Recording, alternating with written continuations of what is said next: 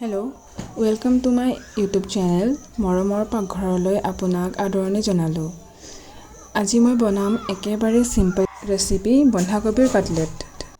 আৰু বেছি বস্তুৰ প্ৰয়োজন নহয়, সামান্য কেইটামান বস্তুৰ পৰাই আপুনি ধুনীয়াকৈ বনাব পাৰিব। খাবলৈ ইমানেই ভাল লাগে যেন আপোনাক ঘৰত সকলোৱে আকৌ ক'ব যেন আকৌ এবাৰ বনোৱা। গৰমে গৰমে সন্ধিয়া চাহৰ লগত খাবলৈ খুবেই ভাল লাগে। বলক তেন্তে আৰম্ভ কৰোঁ। ৰেচিপিটো বনাবলৈ আমাক লাগিব এফাল বন্ধাকবি মিডিয়াম সাইজৰ, দুটা কণী আৰু ধনিয়া, জলকীয়া দুটা সৰু সৰুকৈ মই কাটি ল'লোঁ আৰু অলপ মিহি মিহিকৈ মই 4-5 ফুটমান নহৰু কাটি ল'লোঁ আৰু অলপমান বেচন। এতিয়া মিক্স কৰিবলৈ বাচন এটাত বন্ধাকবি আৰু বেচনখিনি দি দিব। এতিয়া লগতে নহৰু আৰু ধনিয়া, জলকীয়া গোটেইখিনি একেলগে দি দিব। বেছিকৈ বনাম বুলি যদি ভাবে তেনেহ'লে কোৱান্টিটি অলপ বঢ়াই দিলেই হ'ব।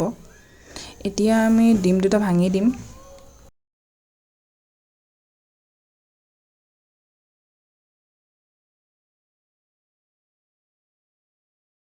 সোৱাদ অনুসৰি নিমখ দি দিব। ৰঙা জলকীয়া গুড়ি এচামুচ আৰু কাশ্মীৰী জলকীয়া গুড়ি এচামুচ আৰু হালধি অলপ। আৰু এতিয়া আমি মিশ্ৰণখিনি ভালকৈ মিক্স কৰি ল'ম। আৰু মোৰ মানুহজন কৰ্মসূত্ৰে বাহিৰত থাকে, গতিকে মই মানুহজনৰ লগত থাকিবলৈ অলপ দিনৰ বাবে আহিছোঁ।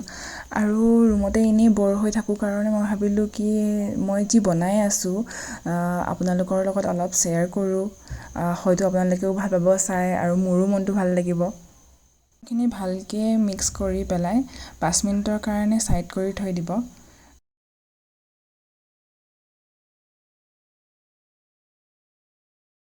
এতিয়া গেছটো অন কৰি পেলাই কেৰাহীখন গৰম হ'বলৈ দিব।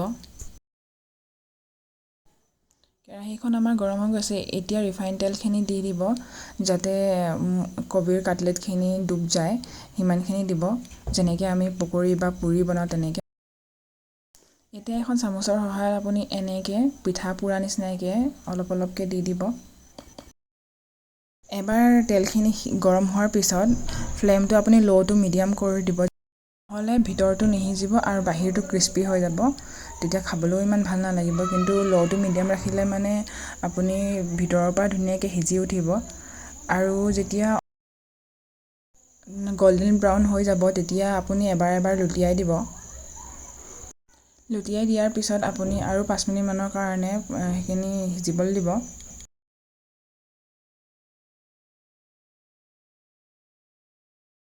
এতিয়া আমাৰ কাটলেটখিনি ৰেডি হৈ গৈছে, নমাব পৰা হৈ গৈছে।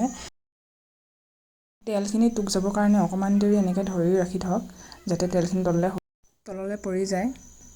আৰু এখন প্লেটৰ ওপৰত এনেকৈ টিচু পেপাৰখন দি পেলাই আপুনি কাটলেটখিনি নমাই দিব, কাৰণ তেতিয়া আৰু যিমানখিনি বাকী থকা তেলখিনি টিচু পেপাৰখনে শুহি ল'ব। বাকী থকাখিনিও আমি এনেকৈ এতিয়া দি দিম কেৰাহীখনত।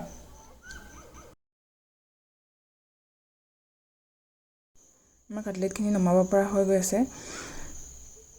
যিখিনি বস্তুৰ প্ৰয়োজন হৈছে সেইখিনি বস্তু সকলোৰে ঘৰত এভেইলেবল থাকে। আৰু বনাব আপোনালোকে নিশ্চয় মোক জনাব, মোৰ বহুতেই সুখী হ'ম। ঠাণ্ডাৰ বতৰত নিজেও খাওক, ফেমিলিকো খুৱাওক আৰু এনজয় কৰক। আৰু ভিডিঅ'টো যদি ভাল পায় তেনেহ'লে লাইক কৰিব, ছাবস্ক্ৰাইব কৰিব আৰু শ্বেয়াৰ কৰিবলৈ নাপাহৰিব, কাৰণ আপোনালোকৰ এই দুটা কামে মোক আগবাঢ়ি যোৱাত বহুতখিনি সহায় কৰিব।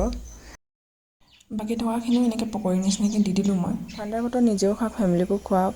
এতিয়া বাই।